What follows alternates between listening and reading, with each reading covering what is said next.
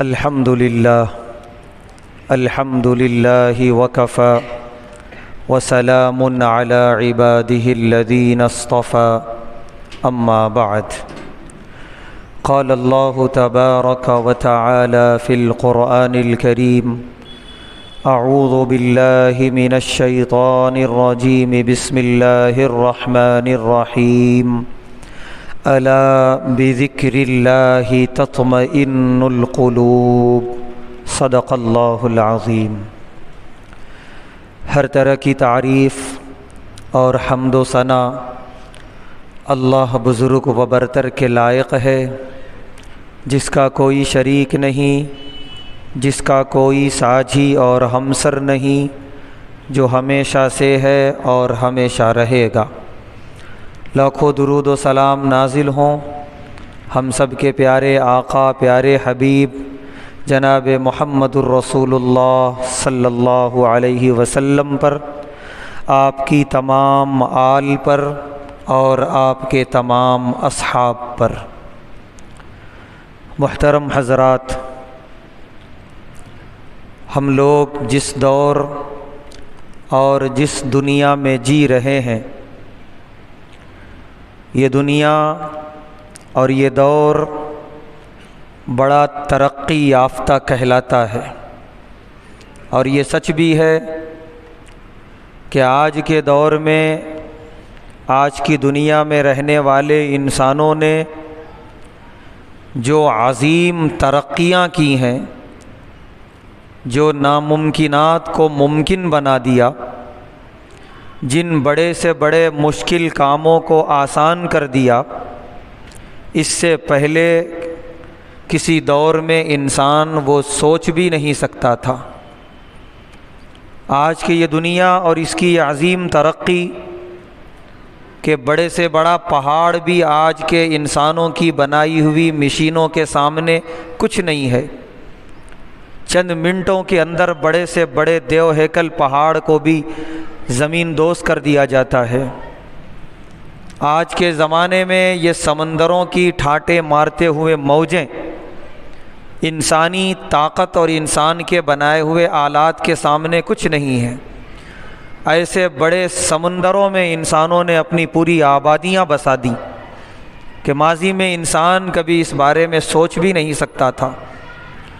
آج کا انسان اتنا ہی نہیں بلکہ اس سرزمین سے ترقی کرتے ہوئے اس نے اپنے آپ کو اٹھایا اور اوپر لے گیا، اور اتنی اوپر کہ چاند کی سطح تک جا کر آ گیا۔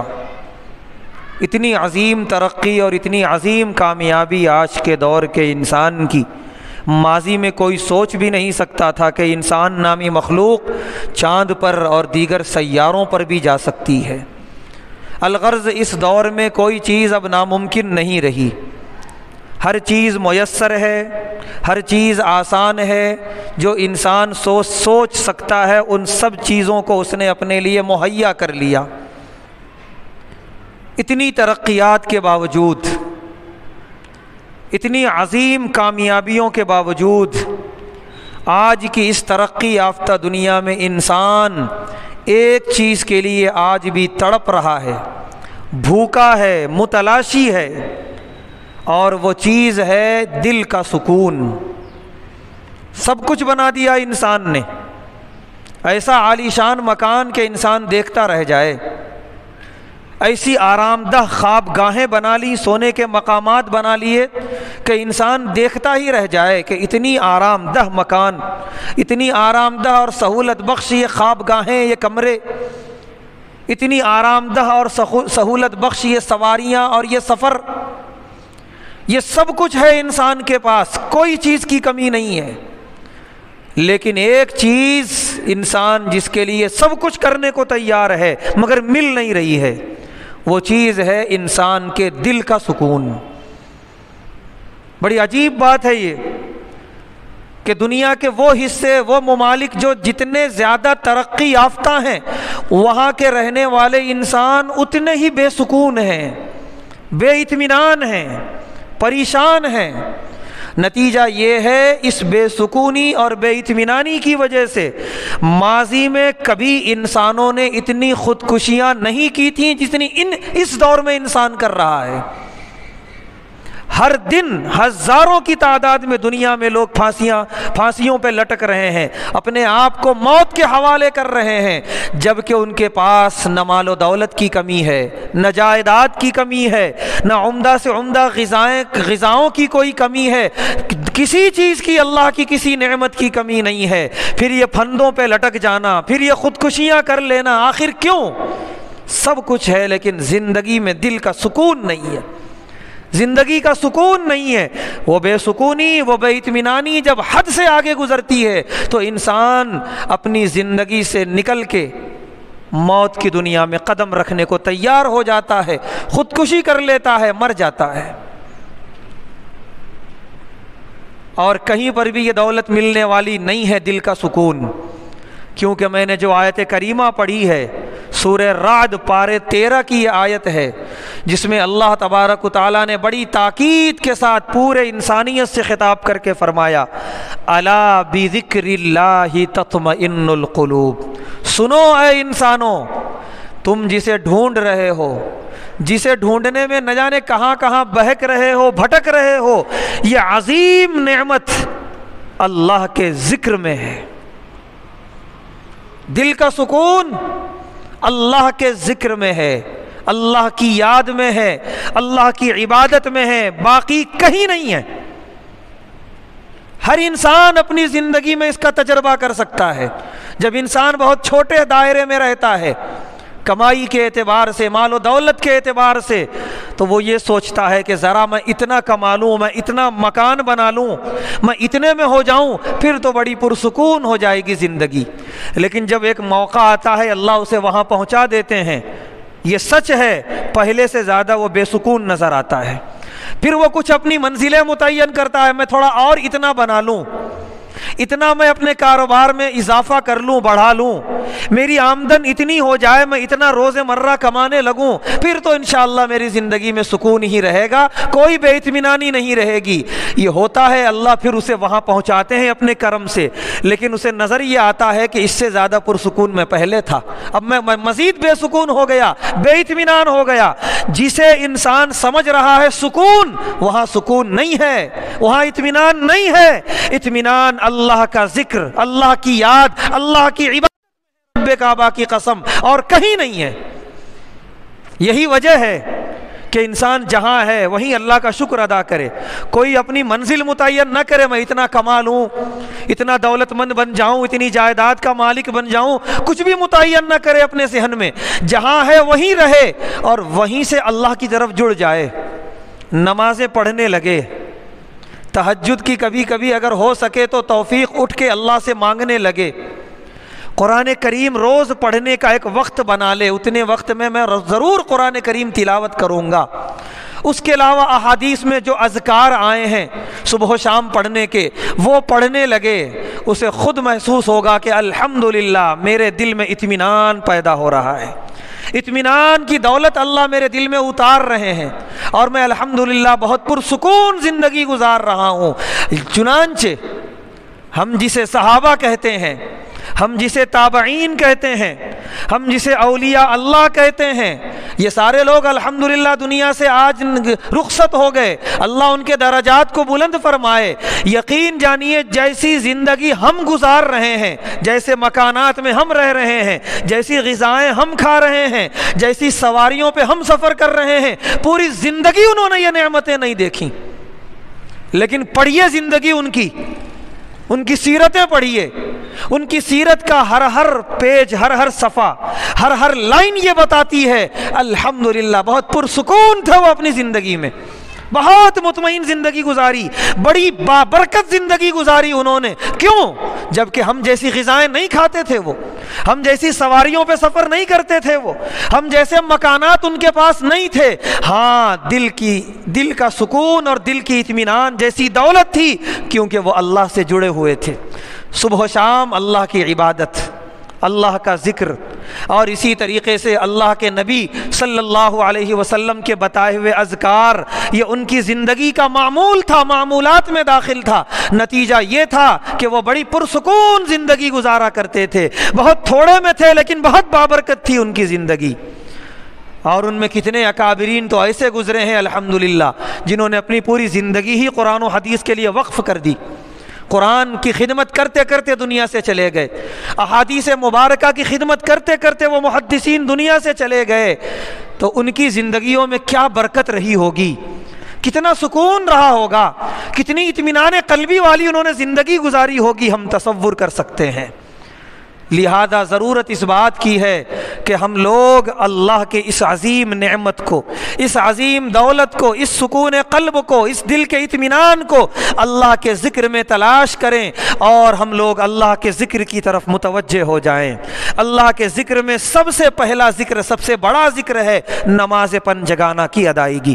سورہ طٰہٰ میں اللہ نے فرمایا وَأَقِمِ الصَّلَاةَ لِذِكْرِي، کہ نماز کا قیام میرے ذکر کے لیے ہے۔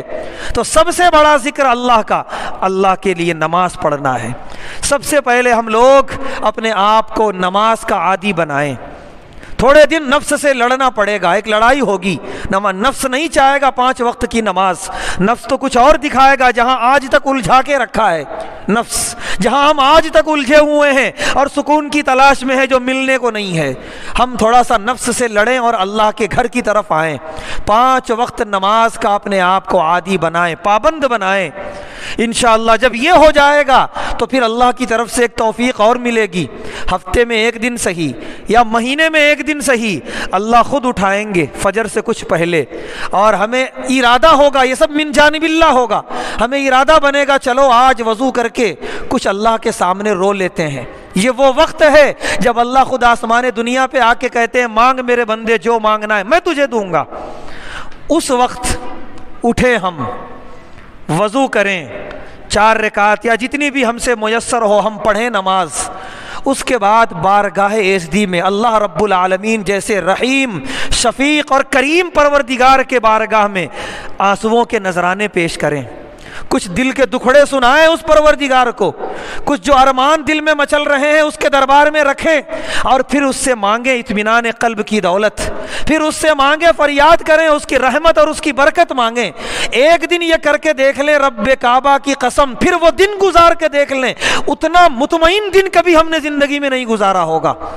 اس تہجد کی اور اس وقت کی مانگی ہوئی دعاؤں کی برکت پورا محسوس کریں گے اپنے دل کے اندر، ایک عجیب سا اطمینان ہوگا، ایک ایسا لگ رہا ہوگا کہ کوئی ہے جو میرے ساتھ ہے ہمیشہ، یعنی اللہ رب العالمین، اس کی رحمت، اس کی برکت، اس کی معیت سب کچھ ہمارے ساتھ ہوگی۔ کتنے خوش نصیب وہ بندے ہیں جنہیں اکثر توفیق ملتی ہے نماز تہجد کی اور رات میں اٹھ کے اللہ کے سامنے رونے اور گڑ گڑانے کی۔ خدا کی قسم اس سے بڑی کوئی دولت اس روئے زمین پر کبھی یہ بھی توفیق ملے گی انشاءاللہ اگر ہم نماز پنجگانہ کے پابند ہو جائیں۔ ہم یہ بھی کر کے دیکھیں۔ اور اس کے بعد ذکر کی جو دوسری قسم ہے وہ ہے قرآن کریم کی تلاوت۔ پڑھے قرآن کریم۔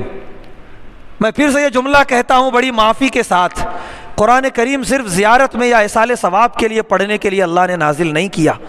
بہت افسوس کی بات ہے، قرآن گھروں میں اس وقت کھلتا ہے جب کسی کا انتقال ہو جاتا ہے۔ بھائی یہ زندوں کے لیے اللہ نے اتارا ہے، یہ زندوں کے لیے ہدایت ہے۔ کیوں نہیں پڑھتے ہم جب ہم زندہ ہوتے ہیں؟ زندوں کے لیے پڑھیں اور خود اپنے لیے پڑھیں۔ یہ بڑا عجیب ماحول ہم نے بنا دیا اپنے اس قرآن کریم کے ساتھ، اللہ کی اس عظیم کتاب کے ساتھ، بڑا عجیب ظلم۔ خدا کے لیے قرآن کریم پڑھیں، ہر روز پڑھیں، یہ حق ہے قرآن کریم کا، ورنہ قرآن کریم گریبان پکڑے گا میدان حشر میں۔ پیارے حبیب صلی اللہ علیہ وسلم نے فرمایا کہ جو قرآن کا حق ادا نہیں کرتے تھے دنیا میں، گریبان پکڑے گا، لڑے گا۔ اور جو قرآن سے لو لگا کے رکھتا تھا، قرآن پڑھتا تھا، سمجھنے کی بھی کوشش کرتا تھا، عمل کرنے کی بھی کوشش کرتا تھا، قرآن اس کے لیے اللہ حدیث میں ہے کہ اے اللہ یہ میرا ہے، اس نے میرے لیے اپنی زندگی گزاری، اپنی زندگی میں بڑا حصہ واسطے میں اسے جنت میں لے جاؤں گا، رب دو جہاں سے لڑ کے وہ شخص کو جہنم میں پہنچا کے آئے گا۔ قرآن کریم ہے کوئی لڑنے والا جس کے پیچھے صبح و شام ہم ضائع کر رہے ہیں؟ بلکہ معاف کیجیے، اولاد کے لیے محنت کرنا ہے، یہ ہمیں بتایا ہمارے پیارے نبی صلی اللہ علیہ وسلم نے، لیکن اتنا نہیں کہ قرآن کو ہی بھول جائیں، رب کی عبادتوں کو بھول جائیں۔ اولاد کو نہیں ہے میدان آخرت میں، یوم یفر المرء من اخیہ وامہ وابیہ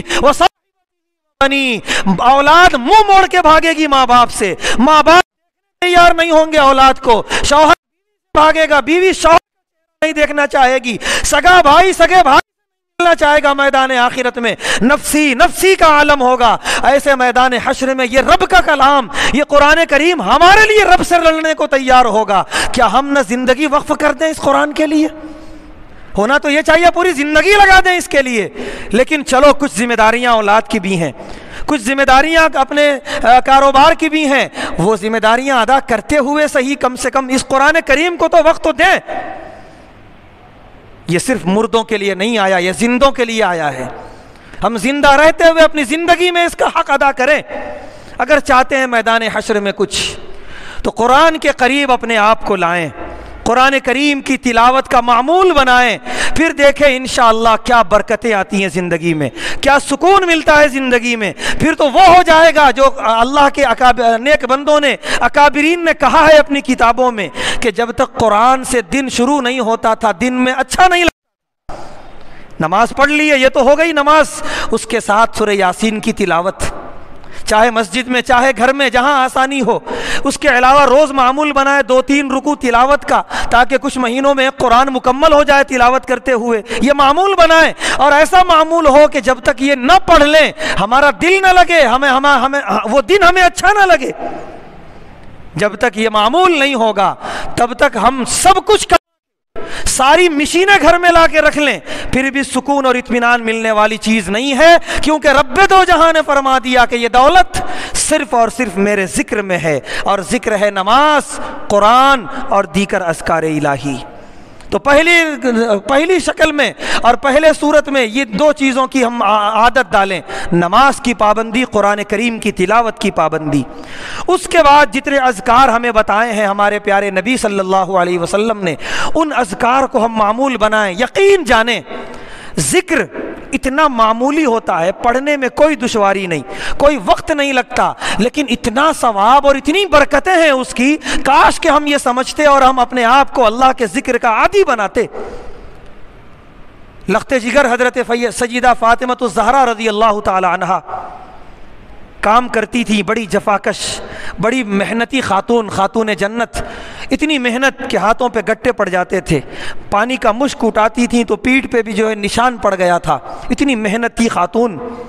ایک مرتبہ غلام تقسیم ہو رہے تھے تو حضرت سیدہ فاطمہ الزہرا رضی اللہ تعالی عنہا نے اپنی بات رکھوائی پیارے نبی صلی اللہ علیہ وسلم کے پاس کہ ایک غلام مجھے بھی مل جاتا تو ذرا آسانی ہوتی، بڑی محنت ہو رہی ہے گھر کے کام کاج میں۔ پیارے نبی صلی اللہ علیہ وسلم نے نہیں دیا غلام۔ کیا کوئی باپ نہیں چاہتا اس کی بیٹی آرام سے رہے؟ ہر باپ چاہتا ہے اور اس کے لیے سب کچھ کرنے کو تیار رہتا ہے۔ تو کیا پیارے حبیب کی خواہش نہیں رہی ہوگی میری بیٹی، میری لخت جگر کو بھی کچھ آسانی مل جائے، کچھ آرام مل جائے، اسے ایک غلام دے دوں؟ لیکن آپ نے نہیں دیا۔ ایک وجہ تو یہ ایک اسوہ اور نمونہ بنانا تھا قیامت تک کی عورتوں کے لیے کہ نبی کی بیویاں، نبی کی بیٹیاں، انہوں نے آرام والی زندگی نہیں گزاری، انہوں نے محنتوں والی زندگی گزاری ہے۔ نمونہ بنانے کے لیے انہوں نے نہیں دیا غلام۔ اور پھر سارے غلام جب تقسیم ہو گئے تو اپنی لخت جگر کے گھر تشریف لائے اور فرمایا، اے میری بیٹی، تمہاری پیشکش میرے سامنے آئی تھی، میں نے قبول نہیں کی، میں اس کے بدلے تمہیں ایک اور چیز دیتا ہوں جو اس سے بہتر ہے، غلام سے بہتر ہے۔ وہ یہ ہے، آپ نے فرمایا میری بیٹی جب تم تھک جاؤ کام کرتے کرتے 33 مرتبہ سبحان اللہ پڑھ لو، 33 مرتبہ الحمدللہ پڑھ لو، اور 34 مرتبہ اللہ اکبر پڑھ لو، کل ملا کے 100 ہوتے ہیں۔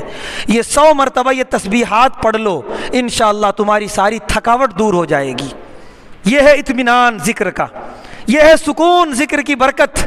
کاش کہ اس پر عمل کریں مرد بھی اور گھر کی عورتیں بھی، خواتین بھی، کہ جب گھر کے کام کاج کر کے تھک تو جو ایک معمول بنا ہوا ہے گھر کی عورتوں کا کہ تھک گئیں اب ٹی وی آن کیا جائے، کوئی سیریل لگا کے دیکھا جائے، اس میں سوائے تباہی اور بربادی کے کچھ بھی نہیں ہے۔ یہ ایک الگ تفصیل ہے کہ ٹی ویوں پر آنے والے پروگراموں نے کتنی دراڑ پیدا کر دی خاندانوں کے اندر۔ اس میں دکھائی جانے والی چیزیں جب اپنی زندگی میں عورتیں لانے لگیں، ایسی تباہی آئی اور ایسی اختلافات اور ایسی خرابیاں خاندانوں میں آ گئیں کہ اللہ کی پناہ، کہ دارالفتاء میں جب وہ واقعات آئے تو وہاں بیٹھے ہوئے قاضی پریشان ہو گئے، یہ پیدا کہاں سے ہو رہی یہ باتیں؟ یہ جب تحقیق کی تو پتا چلا یہ سیریل کی دین ہے، یہ ڈراموں کی دین ہے، یہ فلموں کی دین ہے، جس کو اپنی زندگیوں میں دیکھ دیکھ کے اتارنا شروع کر دیا عورتوں نے۔ نتیجہ یہ ہوا کہ عجیب عجیب قسم کی لڑائیاں گھروں میں، عجیب عجیب قسم کے اختلافات۔ خدا کے واسطے یہ ٹی ویوں کو پھوڑو اور پھینکو یہاں سے، اور اس کی جگہ یہ تسبیحات فاطمی پڑھو۔ جب تھک جاؤ 33 مرتبہ سبحان اللہ، 33 مرتبہ الحمدللہ، 34 مرتبہ اللہ اکبر پڑھ لو، یہ ساری تھکاوٹ دور ہو جائے گی اور یہ سارے محنت طلب کام انشاءاللہ بہت آسانی سے طے ہو جائیں گے۔ کاش کہ ہم اس پر عمل کرتے، اللہ ہم سب کو اس پر عمل کی توفیق عطا فرمائے۔ اسی طرح پیارے نبی صلی اللہ علیہ وسلم نے بڑا آسان ذکر دیا، لا حول ولا قوت الا باللہ۔ کیا مشکل ہے اس کا پڑھنا؟ پیارے نبی صلی اللہ علیہ وسلم نے فرمایا کثرت سے پڑھا کرو، اللہ کے عرش کے خزانوں میں سے ہے یہ۔ کل میدان آخرت میں جب اللہ کے عرش کے خزانے نکالے جائیں گے، نہ معلوم وہ کیا ہیں، ہم دنیا میں سوچ بھی نہیں سکتے، ان خزانوں میں بڑا گا ان لوگوں کو جو دنیا میں لا حول ولا قوت الا باللہ کی کثرت کیا کرتے تھے۔ اس کو بھی ہم اپنا معمول بنائیں۔ حدیث میں ہے جس نے ایک مرتبہ سبحان اللہ کہا، اس نے آسمان و زمین کے درمیان کی جو یہ خلا ہے آدھی خلا کو ثواب سے بھر دیا، اور جس نے الحمدللہ کہا اس نے بقیہ کو ثواب سے بھر دیا۔ یعنی ایک مرتبہ سبحان اللہ اور ایک مرتبہ الحمدللہ، اتنا ثواب کہ زمین سے آسمان تک پوری خلا بھر جائے ثواب سے، اتنا ثواب رکھا ہے اس کے اندر۔ اور بخاری شریف کی حدیث ہے، پیارے نبی صلی اللہ علیہ وسلم نے فرمایا کلمتان حبیبتان الی الرحمن، دو کلمے ہیں جو بڑے پسندیدہ ہیں اللہ تبارک و تعالیٰ کو، خفیفتان علی اللسان، زبان پہ بہت آسان ہے، پڑھنے میں کوئی مشکل نہیں، ثقیلتان فی المیزان، کل جب میزان عمل میں جب عمل تولا جائے گا بہت بھاری ہو جائیں گے، وہ ثواب بہت ہے اس کا۔ کیا ہیں وہ دو کلمات؟ سبحان اللہ و بحمدہ سبحان اللہ العظیم۔ کیا پریشانی اور کیا مشکل ہے اس کے پڑھ لینے میں، اور اتنی بڑی اس کی فضیلت ہے۔ ذکر میں داخل ہے استغفار بھی، کثرت سے استغفار کرتے رہیں، استغفر اللہ استغفر اللہ استغفر اللہ، اس سے گناہ بھی معاف ہوتے ہیں، اور حدیث میں ہے اللہ رزق میں برکت عطا کرتے ہیں۔ ذکر میں درود شریف بھی داخل ہے، کثرت سے درود شریف پڑھتے رہا کریں، اللہم صلی علی سیدنا محمد وعلی آل سیدنا محمد وبارک وسلم۔ امام احمد بن حنبل رحمۃ اللہ علیہ بہت بڑے متقی شخص گزرے ہیں اپنے وقت کے۔ ایک مرتبہ ان کے پاس ایک نان بائی آیا، روٹی پکانے والا، آ کر کہنے لگا میں نے 5 مرتبہ پیارے حبیب صلی اللہ علیہ وسلم کی خواب میں زیارت کی ہے۔ وہ محدث تھے، وہ کہنے لگے بتا تو صحیح تو نے حلیہ کیسا دیکھا تاکہ مجھے بھی یقین ہو جائے۔ اس نے خواب میں دیکھا ہوا جب حلیہ بتایا تو اس کے ہاتھوں کو چوم لیا امام احمد بن حنبل رحمۃ اللہ علیہ نے، فرمایا تو نے پیارے حبیب علیہ الصلوۃ والسلام کو ہی دیکھا ہے، تو اتنا بڑا خوش نصیب، نہ تو مفسر نہ تو محدث، تو روٹی پکانے والا ایک عام مزدور انسان، یہ بتا مجھے تو کرتا کیا ہے؟ 5 مرتبہ زیارت پیارے حبیب صلی اللہ علیہ وسلم کی۔ وہ کہنے لگا میں کچھ نہیں کرتا، بس اتنا کرتا ہوں 5 وقت کی نماز پڑھتا ہوں، ہر نماز کے بعد 100 مرتبہ درود شریف پڑھ لیتا ہوں۔ امام احمد بن حنبل رحمۃ اللہ علیہ نے فرمایا یہی تیری تڑپ، یہی تیری جستجو، یہی تیرا لگا صلی اللہ علیہ وسلم سے بہت پسند آیا کہ 5 مرتبہ تیرے خواب میں تشریف لائے پیارے نبی صلی اللہ علیہ وسلم۔ ہم موبائلوں میں ادھر ادھر دوستوں کے پاس گھنٹوں ضائع کرتے ہیں، 100 مرتبہ درود پڑھنے میں کیا وقت لگے گا؟ 5 سے 10 منٹ بس۔ اگر یہ تڑپ پسند آ گئی پیارے حبیب کو اور خواب میں زیارت ہو گئی رب کعبہ کی قسم، پھر کچھ بھی نہیں چاہیے، نہ یہ مکان، نہ یہ دھن، نہ دولت، نہ جائیداد، کچھ نہیں۔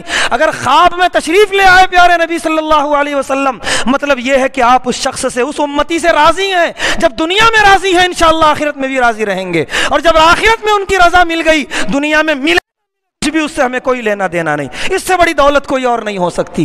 کیا معمولی سی بات ہے؟ یہ بہت بڑی بات ہے، لیکن عمل کیا ہے؟ بہت معمولی، 100 مرتبہ درود شریف پڑھنا۔ تو یہ اذکار ہے، یہ اذکار جس میں درود شریف بھی ہے، استغفار بھی ہے، سبحان اللہ والی تسبیح فاطمی بھی ہے، قرآن کریم کی تلاوت اور یہ نمازیں ہیں، اسی میں اللہ نے دل کا سکون، زندگی کا سکون بھی رکھا ہے، اور اسی میں دنیا اور آخرت کی کامیابی ہے، اس کے علاوہ کہیں اور نہیں ہے۔ اللہ تبارک و تعالیٰ سے دعا ہے، اللہ تبارک و تعالیٰ ہم تمام کو اسی ذکر کی راہ سے اپنے دلوں کی اطمینان اور دلوں کا سکون نصیب فرمائے، اور ہر طرح کی جو اذکار کی فضیلتیں ہیں وہ فضیلتیں عطا فرمائے، پیارے حبیب صلی اللہ علیہ وسلم کی زیارت مبارک نصیب فرمائے، ہر طرح کے شرور اور فتن سے حفاظت فرمائے۔ وآخر دعوانا الحمد للہ رب العالمین۔